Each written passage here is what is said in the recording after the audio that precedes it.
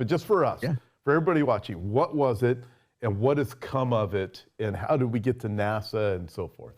Yeah. So, well, first you have to back up a little bit and recognize that it started out before you had Operation Paperclip. You had a top secret program that was called PO Box 1142. And that is basically how the program began. And what that is it was a location here in the United States that was used to basically wine and dine POWs, people that were captured in war. They would bring them over. They would basically treat them really nice, become really good friends with them, and then they would get their secrets out of them.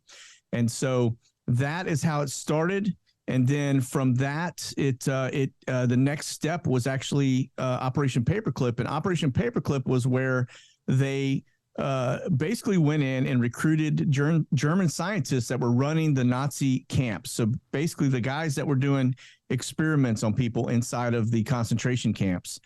And they brought them over here to the United States, and they divided them into three little groups that they sprung out from there. Okay, so the first one was going to be what they call DARPA today. It was actually ARPA at the time, but it's now DARPA, which if you're not familiar with that company, it is an extension of the DoD. It's basically their think tank.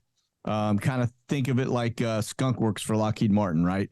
DARPA, they were basically internet driven. They were the ones that designed the internet and everything else. So a bunch of these scientists went over to DARPA.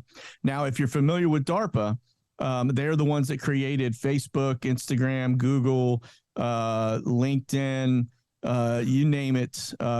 Almost every social platform that we have in our hot little hands today was created by DARPA. Okay, so that was the first piece. The second piece was NASA, and they went over. That's because we needed to learn how to, have a rocket program, right? And so Hitler and his cronies were working on the V2, I think it was, and so they had a pretty good feel of how to do, how to build rockets. And so we brought them over. We created DARPA and NASA. And then the third leg of this, which many people don't know, is that we sent a bunch of guys over to Ukraine that basically stood up a stronghold with our CIA in Ukraine. And that's why we have such an interest in Ukraine today.